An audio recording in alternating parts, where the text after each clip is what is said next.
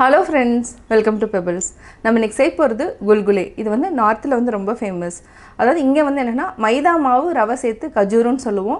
அங்க வந்து என்னன்னா கோதுமை மாவு ரவை மைதா மாவு கொஞ்சமா அதாவது 4 டேபிள் ஸ்பூன் அளவுக்கு எடுத்துக்கலாம். இது கூட சுகர் பவுடர் இல்லனா வெல்லம் சேர்த்து செய்யலாம். வாங்க எப்படி செய்யறதுன்னு பார்க்கலாம்.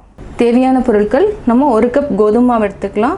1/2 கப் ரவை, 1/4 டீஸ்பூன் அளவுக்கு baking soda, 4 table spoon sugar powder, 1 table spoon சோம்பு, 4 டேபிள் ஸ்பூன் மைதா மாவு, வெல்லம் வந்து 1/4 கப் எடுத்துக்கலாம். இப்போ எப்படி செய்கிறதுன்னு பார்க்கலாம். கோதுமை மாவு 1 கப் போட்டுக்கலாம். இது கூட ரவை, சோம்பு, பேக்கிங் சோடா, மைதா மாவு, வெல்லம் இல்லைன்னா சுகர் பவுடர் நம்ம ஃபுல்லாகவே ஆட் பண்ணிக்கலாம். நான் இன்றைக்கி வெல்லம் ஆட் பண்ண போகிறேன்.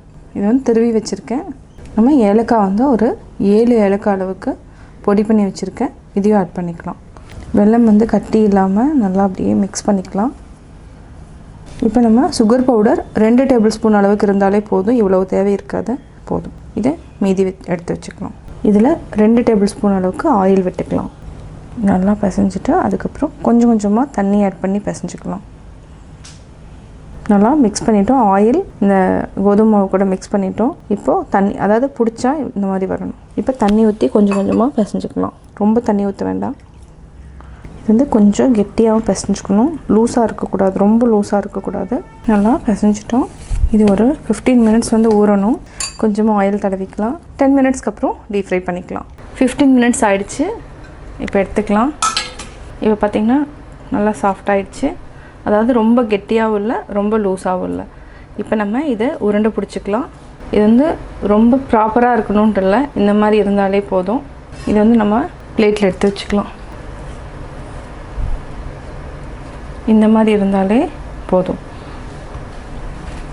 இந்த சைஸ் எடுத்துக்கலாம். கரெக்டாக நம்ம உருண்டை பண்ணல, ஜஸ்ட் லைக் ரஃப்பாக வந்து நம்ம பண்ணிக்கலாம். இந்த சின்ன சைஸில் சின்ன சின்ன உருண்டைகளாக பிடிச்சிட்டேன். இதை வந்து நம்ம டீப் ஃப்ரை பண்ணி எடுத்துக்கலாம். இது வந்து நல்லா கிறிஸ்பியாக இருக்கும். இது வந்து ஒரு 1 மந்த் கூட நம்ம வச்சாலும் கெடாது. ஃப்ரை பண்ணுறதுக்கு ஆயில் எடுத்துட்டோம். இப்போ நம்ம ஆயில் நல்லா சூடாயிடுச்சு. சிம்மில் வச்சுக்கோங்க, ஹை ஃப்ளேமில் வேண்டாம். இது அப்படியே ஒன்றா போட்டுக்கலாம். மெதுவாக திருப்பி விட்டுக்கலாம். இது அப்படியே வெடித்து தான் வரும்.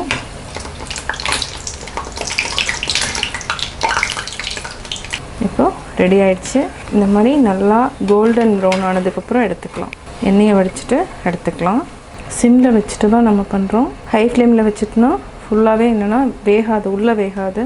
நம்ம ஒரு ஸ்பூனில் வச்சு திருப்பி விட்டுக்கலாம். இது மினிமம் வந்து ஒரு 3 மினிட்ஸாவது வேகணும். அப்போ தான் உள்ளே இருக்கிற மாவு வந்து நல்லா வேகும். ஆயில் வந்து ரொம்ப சூடாக இருந்ததுன்னா நீங்கள் கேஸ் ஆஃப் பண்ணிவிடுங்க. அதுக்கப்புறம் நல்லா ப்ரௌன் ஆனதுக்கப்புறம் ஆன் பண்ணிக்கலாம். பார்த்திங்கன்னா அப்படியே ஒன்றா வெடிக்க ஆரம்பிச்சிடும். நல்லா ப்ரௌன் ஆகிடுச்சு. இப்போ எடுத்துக்கலாம்.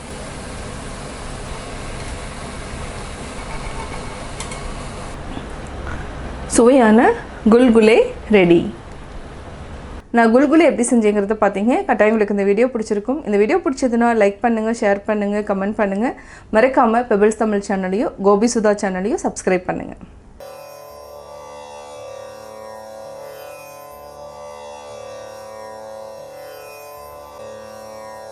மனத்துக்கண் மாசிலன் ஆதல் அனைத்திறன் ஆகுல நீர பிற. மனக்குறை இல்லாமல் வாழ வேண்டும். அதுதான் சிறந்த வாழ்க்கையாகும். மனக்குறையோடு எவ்வளவு செல்வத்துடன் வாழ்ந்தாலும் அதெல்லாம் வெறும் பகட்டாக அமையும்.